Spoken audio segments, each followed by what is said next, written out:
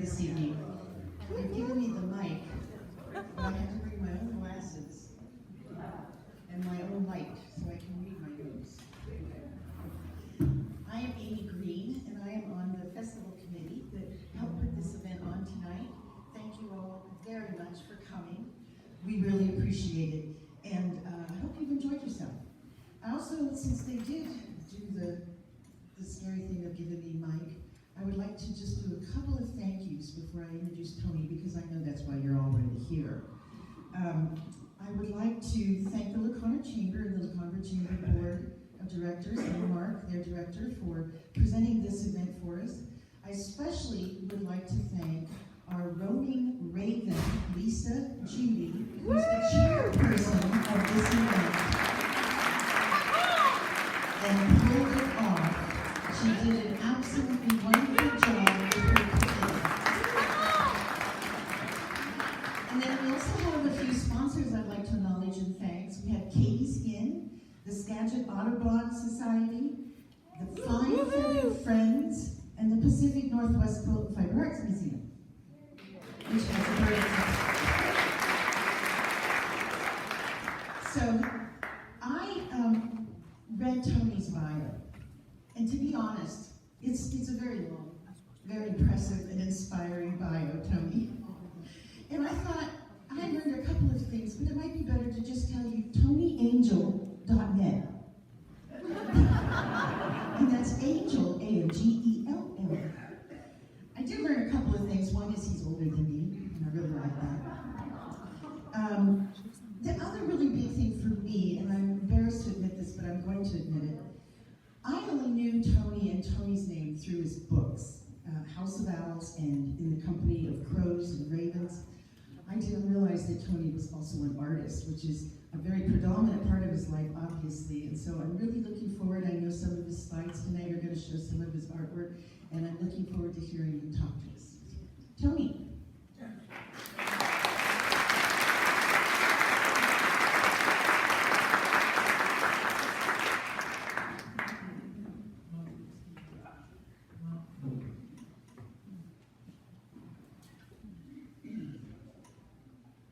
Well, thank you all for coming out tonight. And I'm hoping that this microphone is giving me an opportunity also to share some bird calls with you, because I find that that's a foolproof way of keeping the front row awake. Not sure where they're going to occur, but I kind of keep my eye on anybody who might be around.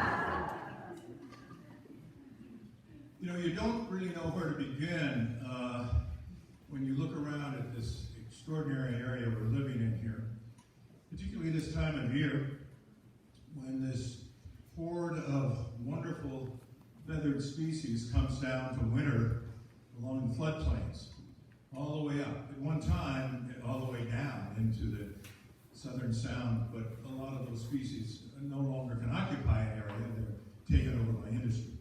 But up here, we have in company with agriculture, with these rich alluvial soils that we have, birds that come down in winter and have increased their populations, and now there's this, I think, teamwork, respecting the agricultural community and need, and our need for agriculture, along with the interest that brings in recreationists and people from all over the world to witness the comeback of the trumpeter swan. Big comeback. Barney Lake timing of coming in at night and leaving in the morning, safe haven. And I'll be talking about timing to some degree. But, of course, the snow geese, and 60 years ago, when I first visited this area, snow geese were few and far between, and no swans at all, either tundra or trumpeter. There are a lot of reasons for that, but I think the larger reason, which should give all of us hope in these times of whatever you want to call them, that we can bring species back from the brink, and in some cases even more than we realize. We need to stay ahead of the kinds of decisions that are made.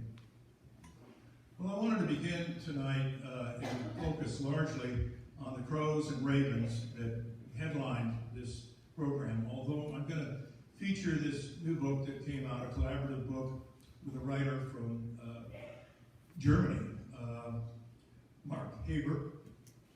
Mark is an individual who studied birds from throughout the world, and I'll get to that in a moment in terms of how timing is important on a 24-hour cycle. But one thing that I just wanted to bring up, because it's so phenomenal, every time I think about it, it reminds me of all of these questions that remain out there for us to explore and investigate and begin to find answers to. So it's not just a matter of seeing something, but considering it and where it came from, where it's gone, why it's here, what it's doing, how it's special. It's endless. And that's an adventure that I've had since a kid. And it stayed with me as an artist, because when you employ your artwork, I find that I get deeper and deeper into it. I begin to understand everything from the anatomy to the behavior of the subject, along with enjoying the beauty, the aesthetic strength that it possesses. But imagine, and we get a lot of shorebirds here, a bar-tailed godwit. And I'm sure some of you familiar with birds recognize the term godwit. There are other species as well. Flying from Alaska to Tasmania, non-stop across the Pacific for 11 days. How do they do it? Averaging about 750 miles a day in formation, night and day. Of course, they get bulked up to make that flight, and when they get there, they're pretty hungry. But what are those dynamics, and what can we learn from it, and what can we do to make human life more fulfilling as well? How about the terns that we have? Occasionally we get Arctic terns coming down here in the winter. Not so much as common terns occurring here, and occasionally actually nesting here. But an Arctic tern living to be 20 years, and by the way, did some of you see where a crane lived to be 42 in the newspaper, which was amazing to me? How did that happen? Longevity in other species is a pretty amazing thing as well. But an Arctic tern traveling every year some 20,000 miles or more in migration from the Arctic down into South America and Africa, back up to the Arctic, and making essentially 4 round trips to the moon and back in a lifetime on a single pair of wings. So it goes. All of these wonderful mysteries, I think, species that we can be familiar with here, but we can explore. As far as the ravens and crows and jays go, that goes way back when I first had a neighbor who'd been over in eastern Washington and discovered a raven that was so hungry that he decided he couldn't keep up with this young raven, shouldn't have taken it in the first place, and said, "Will you take care of it for me?" Well, ravens, as you know, have a long and mythical association with humankind around the world. They're a northern species worldwide, incorporated into the myths and stories of creation myths, nowhere better than in the art of the Northwest Coast people. Well, immediately the raven, intuitively or otherwise, realized that I was the feed store. And when you hear crows calling in your neighborhood, they've got a nest in a tree, and the youngsters also calling, a little more subdued. It's nothing like a raven's, a hungry raven. Big, wide gate. So when I was living in Edmonds in a little cabin, the neighbors would sometimes peer out of their windows wondering, what is that racket?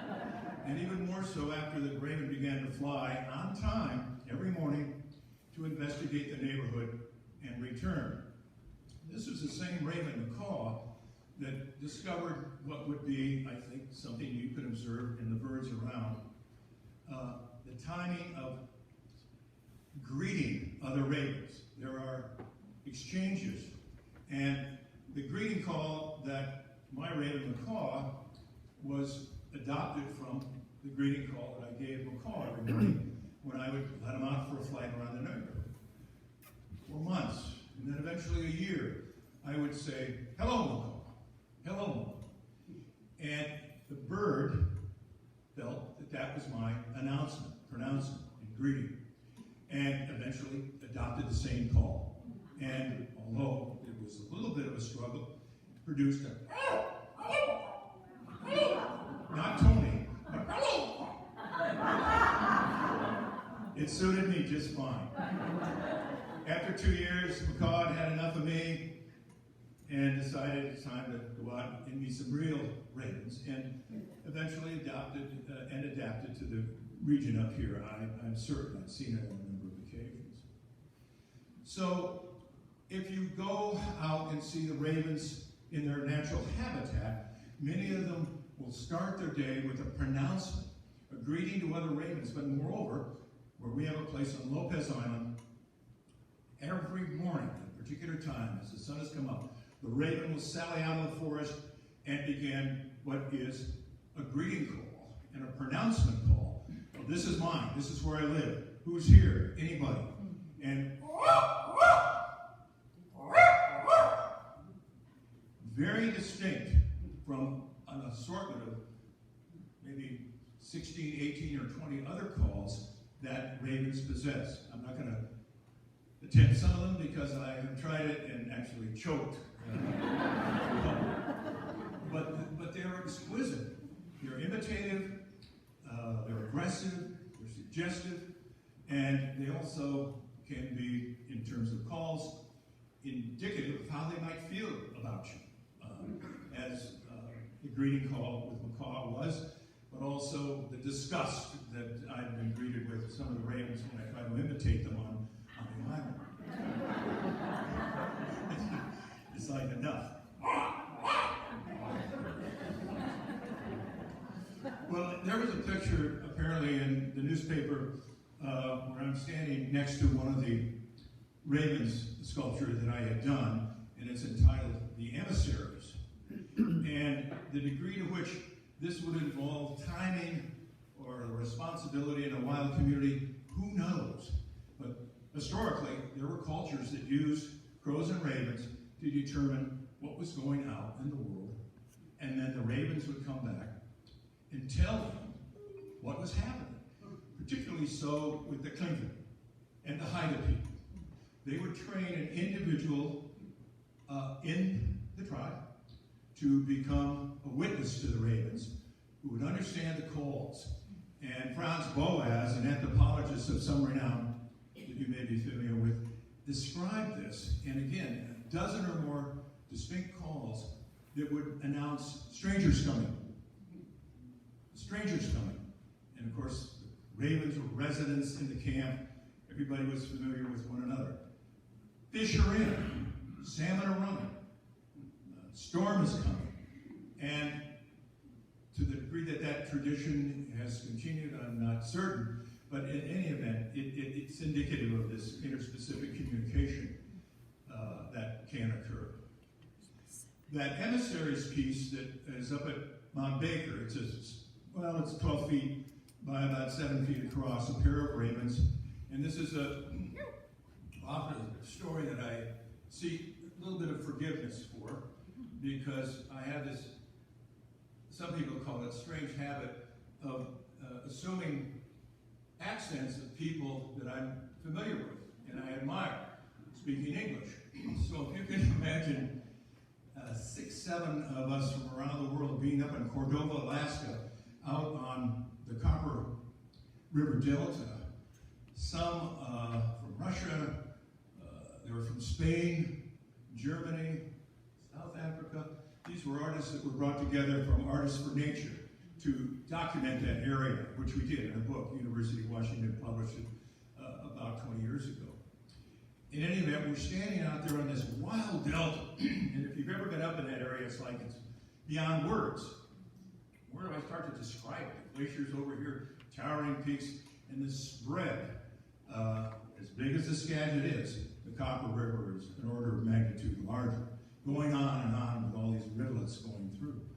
So out we are, and my friend Vadim from Russia. Luke, you're a raven. We look, and Sure enough, here are a pair of ravens coming out of God knows where, right to where we're standing beneath the remnant tree. I'm not exaggerating. There was a tree, and these ravens were flying right out in our direction. And somebody else says, yeah, the raven, they don't do that, where I'm from. They run, they fly the other way. So down they came and flew, just a matter from here to where the balcony is, and looked at us, sized us up. It was like are those guns or paintbrushes with those guys? Men and women, there were ladies there as well. And they kind of looked back and forth at each other as you watch crows, they do the same thing. Mutual pruning, chattering back and forth, communicating. We don't know what they were saying, and apparently they satisfied whatever it was and flew back into the wilderness again. And I was left with that impression of an emissary from the larger nature of the Copper River, and that's how I happened to create that particular piece. One thing in terms of crows and ravens, we're going to get to a couple of pictures here in a minute that will show some of them, is that, as we know, they love to congregate, and we have created a culture, if you will, that they thrive in, particularly crows, because of what we leave behind. And the crows in our neighborhood, where I live in Lake Forest Park, right on the money, just with variations as we go farther and farther into winter, as the sun begins to come down, out they fly in great numbers from their respective territories and gather to go to a roost in Bothell. So look at my watch, and overhead, 150, 200, 300 crows at least spread out, coming together in family groups in a greater number, and eventually frolicking, they're chasing back and forth, having fun on the way to the roost, and gathering and settling in before nightfall. Big advantage there. Big advantage. Collective heat in the winter. Lose themselves in great numbers. They could be picked off by an owl. But there's also a social context as well. And in the morning, again, right on the money as the sun comes up, off they go. They're pretty scrambled now, but they'll reconvene in a parking lot in the Lake Forest Park Shopping Center, or typically near the Arboretum, another roost down there. They'll gather on a flat open area, reassemble as families, and then fly off to their respective territories. Timing. My co-author, John Marsloff, who some of you may be familiar with, great guy to work with over the years on 2 books on crows. He has moved to Montana, but his research in the Yellowstone on ravens is extraordinary, along with, of course, all the work he did at the University of Washington. You probably read the story about the crow masks, or the caveman masks that he would use when they banded crows. Well, I'll tell you anyway. I see some of you have heard it, but some of you have not. You use a mist net that you fire over the crows that have come in to forage. And then you rush in and band them so you can keep track of where they disperse in the various parts, in this case, the university area. He devised this idea: do they identify friend from foe? This is the beginning of the brain work that he did and we collaborated on, that's in Gifts of the Crow, which was the second book we did together. And discovered they're very, very smart and savvy birds. And sure enough, when they had someone pick up the crow with a gentle and respectful touch, there was no kickback. But when they grabbed the crow and had either a caveman mask on, or in this case, a Dick Cheney mask at the time, the crows remembered, and they were manhandled. And those crows would chase anybody in a caveman or Dick Cheney mask around the campus and mob them, because that was the enemy. What made it even more remarkable was, in subsequent generations of the crows, the new crows were not manhandled but the older crows that experienced it still mocked and essentially communicated that that's the enemy. So for years and years and years, even people unassociated with banding, if they were close by, paid the price because crows did not forget. Well, if we can go to the slides at this point, I'm going to begin and kind of let you witness what's going on here and tell you a little bit about it. Ravens will come together in a common roost, and it's been determined that information is shared, locations where good foraging is available, but also the kinship and a strength in numbers. And this is a piece of slate that I carved from a pool table. And I think sculptors are kind of guys and gals that go around and find anything that they can and begin to create something from it. And I salvaged a pool table, about 400 pounds of slate, good carvable slate, from a schoolyard where somebody just dumped it. And since then, I've done a lot of slate carvings. It's a relief piece. But you see the adults calling, communicating back and forth. And one of the things that I think you may or may not be aware of when it comes to ravens, that people have named groups of ravens for particular behavior because they determined that when ravens get together and share information, they may be up to something. And recently I've been doing a series of sculptures called Conspiracy of Ravens, because that term is hundreds of years old, and it's been applied to the birds because of the kind of reciprocity and exchanges that they have getting together. As we move along from Raven's Wall, we're getting into more of the timing matter.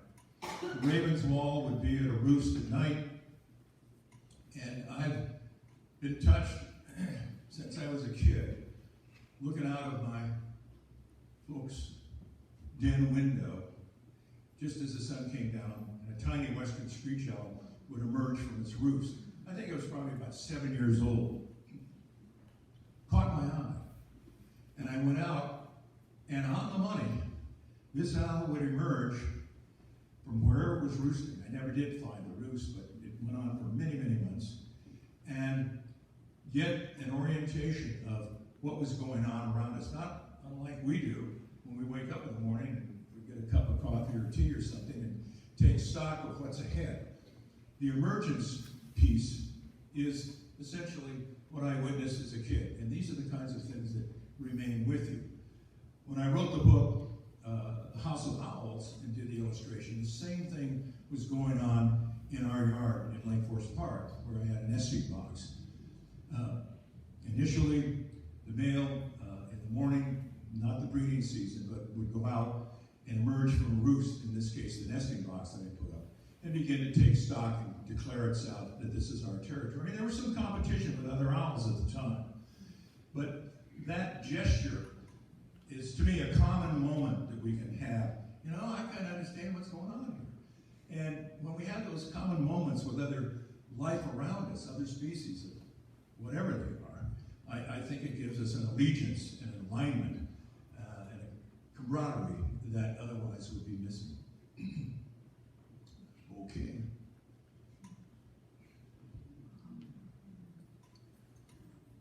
Getting into the nature of Bird Day, which is the name of the book that came out last November. We start with a 24-hour period that is at midnight and then proceed through each hour, because we've discovered, Mark in particular, that birds will use a clock of time, and a niche of time, rather, to do life-sustaining things. And barn owls most typically will come out when it's very dark, and so it was a good point to begin at midnight. We have barn owls here, of course, and one of the things I'd like to just put a plug in for is the barns that remain on the Telsus. They have adapted from earliest history with records to using the dwellings of people to raise their youngsters.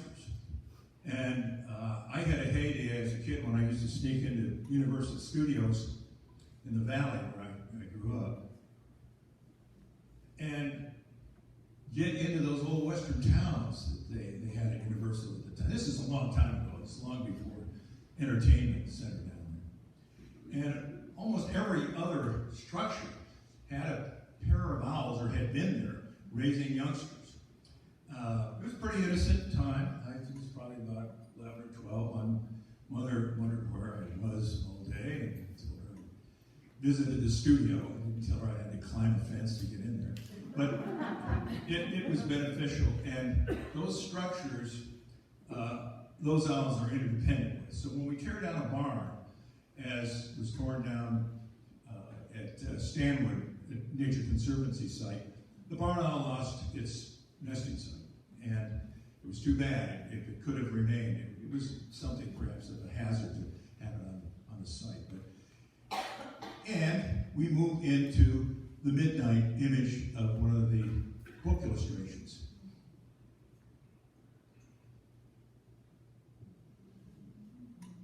If you look closely, these are pen and ink drawings. That preceding sculpture was a bronze sculpture of the barn owl that I did, based on a stone carving that I had done. If you look closely, and I challenge you to do so, you'll find a rat peeking out from underneath the leaves. And I mentioned it to the editor when I did it, and she never found it, so that's it is there, but the owl doesn't have to see it to catch it. How does it do that?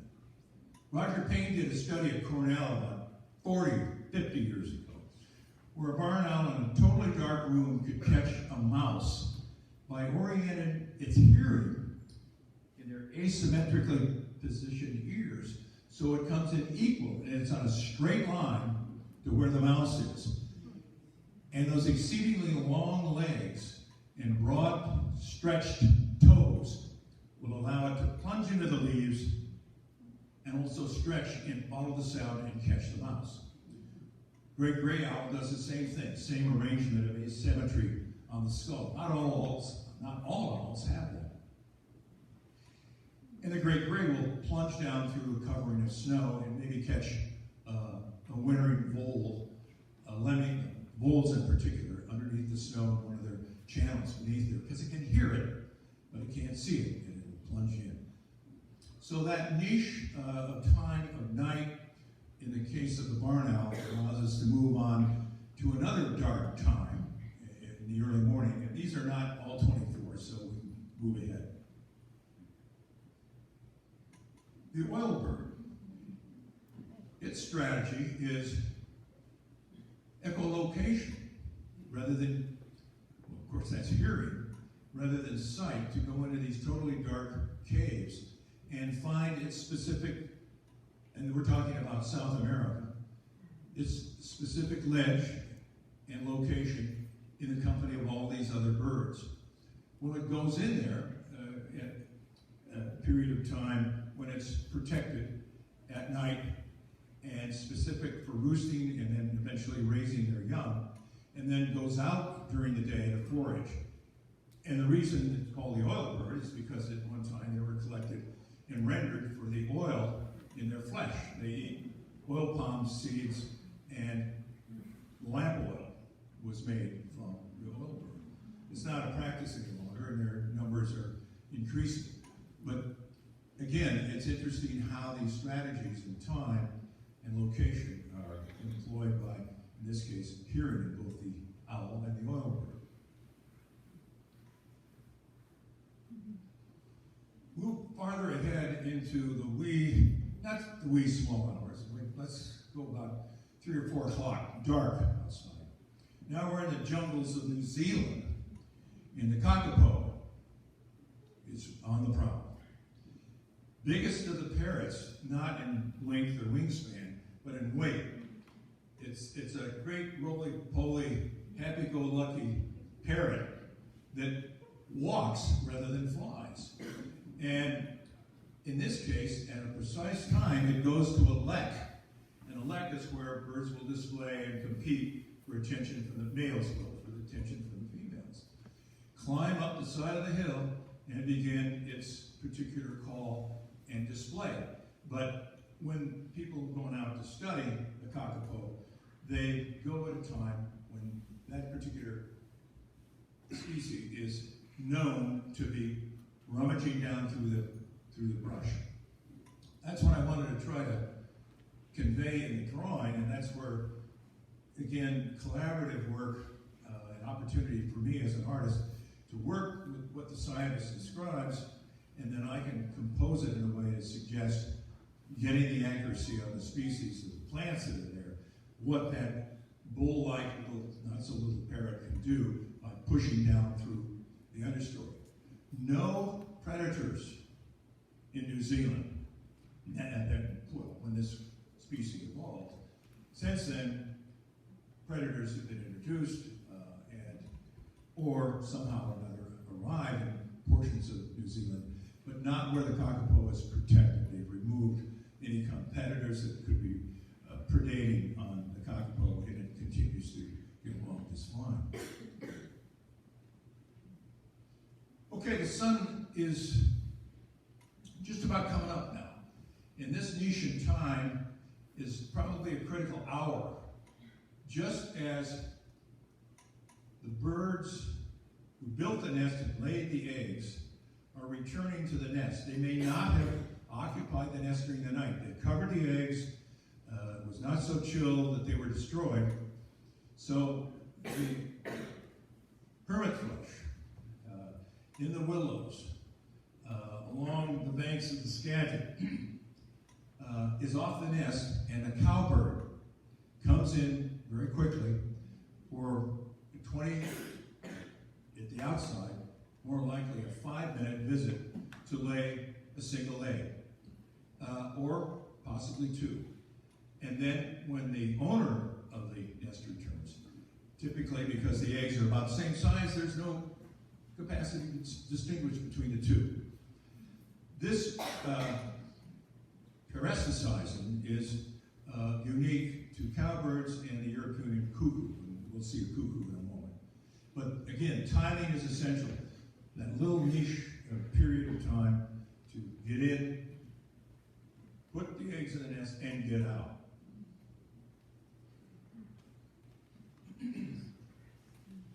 6, 7 o'clock in the morning, we're down in the jungles, down in Costa Rica. And there's a clamor out there. It's the ocellated antbird. And it's really making a lot of noise. And you know it's an antbird. And so do a lot of other birds know it's an antbird. Because when the army ants are on the prowl, the ocellated antbird comes in to follow that column of very aggressive insects. The insects are, other insects, but also even reptiles, are stirred from the floor of the forest to avoid the army ants. And antbirds don't eat ants. What they do is follow the army ant at a precise time, in the morning typically, and eat what the army ants disturb. That is also, as I say, attracting other antbirds and other species, including some of the birds that breed here but winter in South America and Costa Rica. They too will grab the insects that are stirred up off the floor of the jungle. There's the European cuckoo. As you can see, they have a little more aggressive approach to laying eggs in another bird's nest. They'll throw out an egg and lay their own. And furthermore, the European cuckoo youngster has an instinctual response to kick anything that's in the nest other than itself. And it will jettison eggs and even young birds that have hatched in that nest of the host. So our cuckoos, the black-billed and yellow-billed, are not parasticizing birds. They do it the usual way, although to the degree that they are parasiticized by cowbirds, we're discovering that that does happen.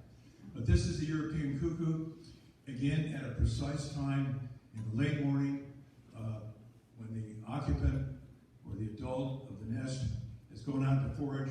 This bird moves in quickly and does its work.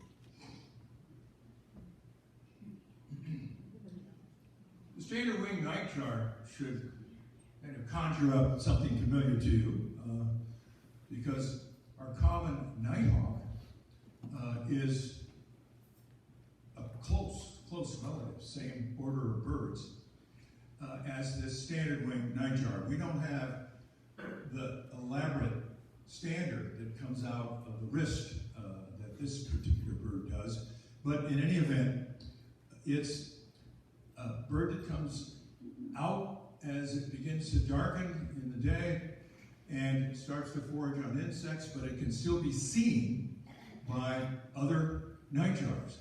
And part of the display that you see here is an attracting mechanism. And a lot of the scientists have been baffled as to how the males can fly and catch insects with all of this heavy equipment on their back, so to speak. But they do. And they can even, as they're flying down on a plane, elevate them and bring them down, elevate them and bring them down. And it doesn't seem to be disturbing their numbers. They seem to be doing pretty well.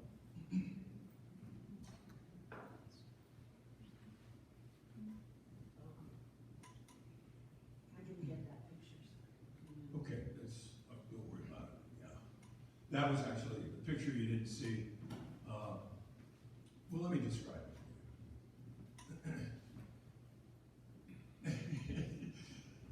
It won't mean anything.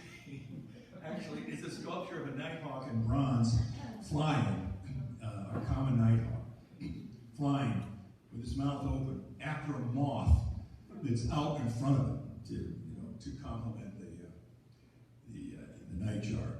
But in any event, this is good too, because about the same time that the nightjar is out prowling around, this bird, the bathhawk, has at the outside about 45 minutes to eat everything it can, and then it's all over. They have the largest gate for body size of any bird, and they can put 12 bats into their crop in a 45-minute period. And they do this as the bats come out of the cave into the night, somewhat bewildered, wondering, getting oriented, like the owl, where am I going to?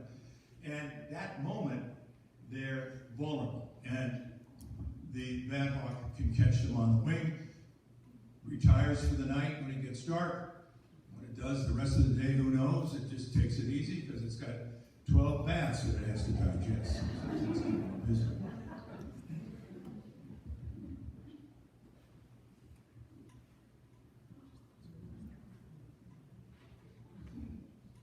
In darkness, we have a heron, and Maynard Axelson used to have a fantastic night heron roost right off Fur Island that I used to visit every year.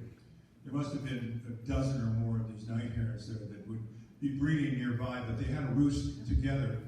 And what a fabulous, beautiful bird it is. And it's a worldwide species. Now, well, Europe, Africa, perhaps farther east into Russia and China. In any event, it's a very successful species that prowls around like an owl at a time when it can feed without any competition at all. Again, the niche of time is critical.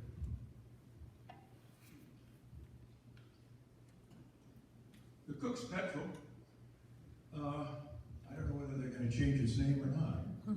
Follow that controversy, I won't get into that. I have an opinion on it.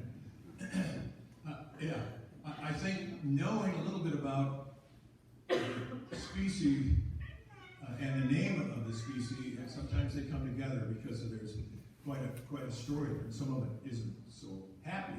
But in any event, Captain Cook, in his discoveries, found the Cook's petrel in New Zealand, and what this bird does, just as it's nearly dark, is fly up from the sea. We have a fork-tailed petrel out on the coast of Washington that does pretty much the same thing. They will come into their nest in darkness, and they can't see other than have a general orientation as to where their nest is. The reason they're coming in darkness is, if you had to think about it, that is to be in avoidance of any kind of predations, because all the aggressive gulls that are out there can grab a petrel this size and swallow them whole. So in darkness, the gulls are not there. They fly in and drop through the forest canopy and go to the forest floor. And once there, dark as it is, they can find their nest by olfactory smell, and they have a burrow that they've dug, and also the sound of their youngster that's particular to that particular adult, and they know where to go to feed their young. And then they're off the next morning, feeding all day in the ocean, only to return at that little niche of time in the evening.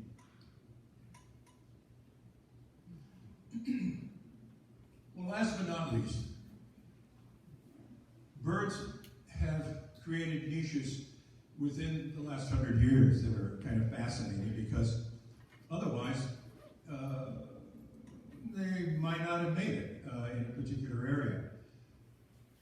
The European robin, distantly related to ours, is a songbird in Europe, and because of the urbanization, the noise of some of the areas that it would breed in was so intense it couldn't be heard by the females during courtship period. So what the European robin has done is exploit another niche of the lamplight period, and will go and sing in lamplight during the night when it's relatively quiet and be heard.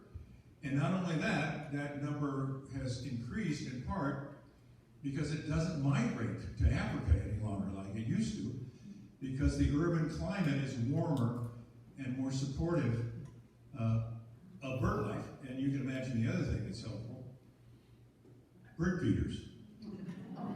And we're keeping, as we know, a lot of species around that otherwise might be down in Costa Rica. Not so much the rufous hummingbird, but the Anna's hummingbird, of course, has moved up here and is here with us all winter. Well, okay, I've given you something to reflect over and to think about, and I would love to answer some questions. And what I'm going to be doing is try to be in here tomorrow morning at some point to sign some books, probably after 9 or 9:30. And if you happen to have one already, I can sign it tonight after we wrap up. But I would love to answer questions. And if you wanted another bird call, I've got one ready to go. Yes, yes, yes, yes.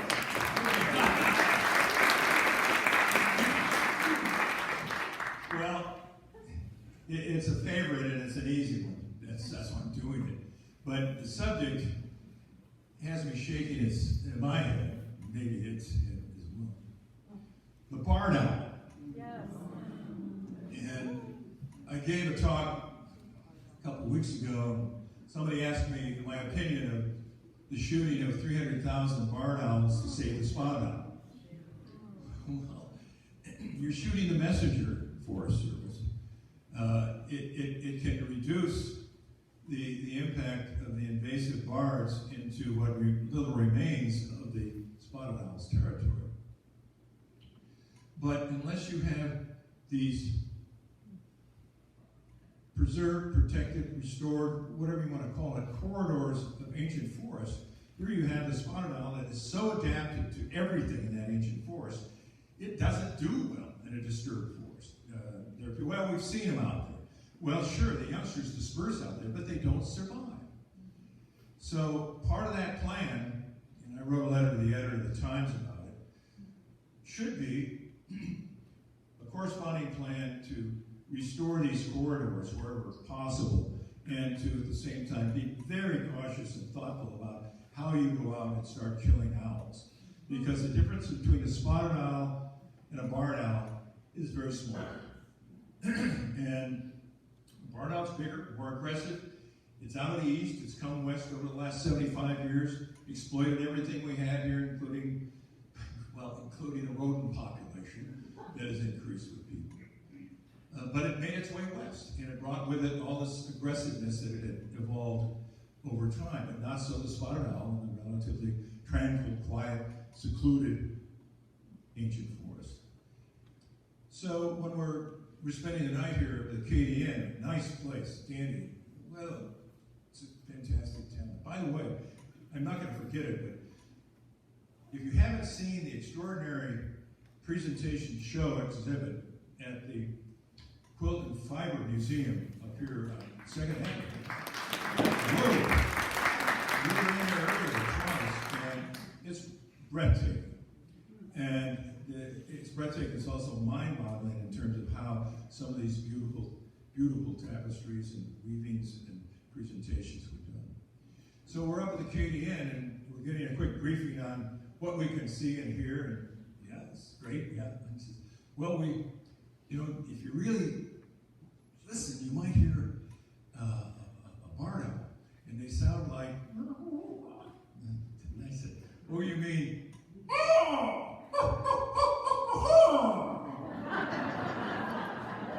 And I got real familiar with the barn owl when I moved in on our street shots.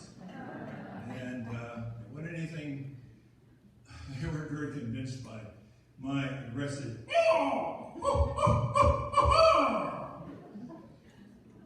Only people impressed with that one was the front row of the retirement home I spoke to. How about some questions? Yeah, nice and loud. I have a question about the crows that go to Waffle. Because I've been there and seen them come in their thousands, right? And watch them fly and stuff. And then I brought my I did that last fall. Not last fall. And I brought my grandson there this summer. And they were there, but not in the thousands I saw in the winter. Do they not do it as much in the summer? Or have they shifted? No, I don't think I got all that question. Okay, let me see it. I will. Okay. So Well, why don't you come on up a little bit more and make it easy on me? how many of you been to Baltimore and seen the crows come in? Yes, so some of you have. So I've gone up to Waffle and seen the crows. Yeah. It comes in thousands, and there's so many. That's right. Okay, but in the summertime, I brought my grandson up to see him. You're not roosting. There you go. Where do they go? Well, it's a funny thing. It's a funny thing about spring and summer. Young crows' fancy turns to thoughts of love. They're all out on those territories, probably with a nest, defending the territory.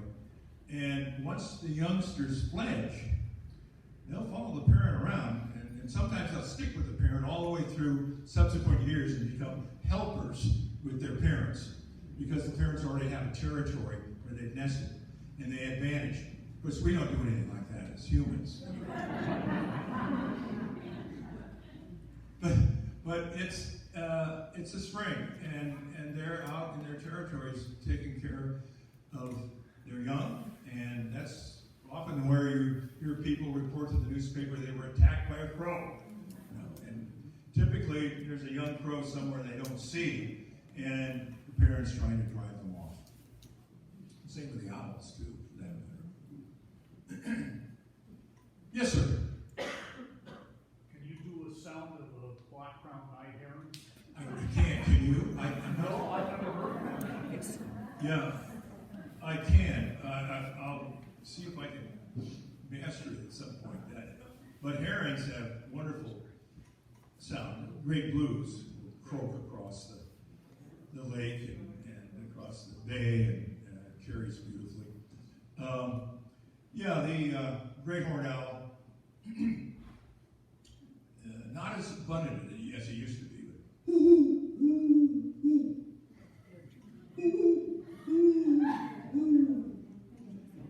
And they would often, again, I left the valley, San Bernardino Valley at 7 never went back.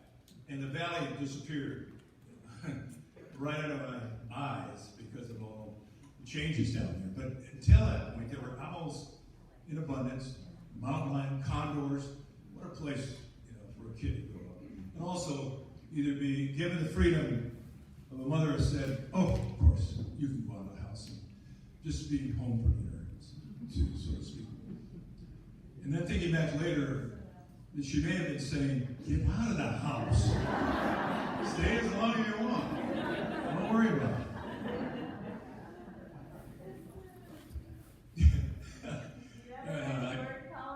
I'm saying what? You ever make a bird call in your sleep? Bird call in the spring. I used to do. No, in your sleep. In your sleep. Oh, my wife was telling me that last night I was talking in my sleep and saying something about a shot put. Right, Lee? Where are you? No, I don't think I've been heard doing a bird call in my sleep. I used to have a mean mockingbird because, of course, who would know? I mean, they mock everything. And they're just beautiful singers, and they sing at night. I don't know that there's been a corresponding study like the European robin where they come out at night because of the competition of sounds in the urban areas, but who knows? Who knows? Okay, yeah, sir. I'm your neighbor. I live in Lake City. Yeah. And in my area, well, you probably know where it is, Meadowbrook Pond. Sure. When I first discovered the crows, they used to gather there before they went up to Bothell. And then they disappeared for a while. And now they seem to be coming back to that area before they go to Bothell. How often do they change gathering points? Well, yeah, there's a variable in there we don't know about, I guess. What would have disturbed them, or perhaps there was a loss of the leader of, and there are leaders, there are the adults, the senior members of the flock, and a better foraging choice to muster before going to the roost. It's hard to tell what could have been a force in making the change. I'll tell you one thing that they continue to like to do is just fool around if given the opportunity. There's a water tower on the corner of Ballinger Way and 15th, nearby, no, up through North City, actually. And I was sitting near the post office one afternoon, and this was a warm day, and the crows were headed, this is late summer, early fall, probably in the direction of the Bothell Roost, and the water tower had heated up, and an artificial hot tower was creating a thermal that created rising air, an elevator. And I watched the crows, some of them going, on down to the roost, and hear these crows go, whoa, yeah. And these crows said, wait a minute, I want in on this. And they would deviate to get into the plane. And crows will tug on each other's tail feathers. I watched a Cooper's hawk foraging out of in front of a school. And I was behind the window, and I was not a threat to anybody. And the crows were all over, and of course the hawk came in, and apparently they were familiar with the hawk. There wasn't any mobbing, which surprised me in itself. And the hawk would stay in place, and every once in a while one of the crows would go over and sally forth and see if it could get the hawk to flush. No such luck. But it was as if each crow was going to do its best, and they ticked the dare, and nothing happened. But I wondered, what's behind this? And they'd go right back to foraging again and stashing, and then you watch when one crow caches something, another crow is watching. You ever see that? And then that crow will go ahead and move on to stash something else somewhere, and then that crow will hop over and investigate it and take the stash. Well, in the work that John and I did together, the scrub jays were great stashers will fake it. And they will attempt to be very demonstrative. And hey, look at this, I'm going to stash this. And spend a lot of time doing that, all the while holding the food in its throat. And then do an elaborate thing with covering it with a leaf and this and that, and then go over and put it somewhere else. All the Jays that saw that will go over and spend half the afternoon trying to find it. Where is it? Big deal.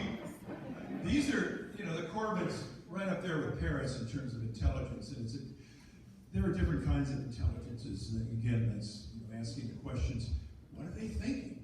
Maybe better, how are they thinking? How is their thinking different than how I would perceive it? Sometimes it's on the same track. More often than not, it's something else. But the New Caledonian crow, they've determined, is among the smartest of all vertebrates. Would make a chimpanzee look a little bit behind, particularly in tool making. Although there was some training involved, they found that the New Caledonian crow, in order to get to a food source, and they do, by the way, manufacture 4 or 5 separate kinds of tools in the wild. They learn how to do that, to get 4 or 5 different kinds of food. Some for probing and sticking and hooking out, others for leveraging up, sweeping out. All those different kinds of tools are fashioned with a beak. Well, what they did was see if that crow could make a tool to get a tool by opening another enclosure, and then go over and get that tool and go over and open another enclosure with that tool to get the food. Like 4 or 5 separate steps involved, levels of abstraction. And that, again, I think poses as many questions as it provides answers, but it makes us think. And that's the New Caledonian crow. Yeah. New Caledonian. Well, okay, listen, I want to thank you again for turning out tonight, and you made a lot of effort to do so, and by golly, have a great time here and elsewhere, and get out and see those wonderful birds, and again, hopeful, drive along stretches from the turnoff, if you take the Stillaguamish Road down through town and then across the river itself, you must see an eagle nest about every quarter mile in the trees without leaves. And there's usually a pair right there. So the question is, why and how are they sustained? Are they eating salmon? I don't know about salmon carcasses being abundant at all there. They're upper reaches. In any event, somehow or another, they're doing pretty well. And those eagle nests are a big comeback point, along with other raptors too. Thanks again, and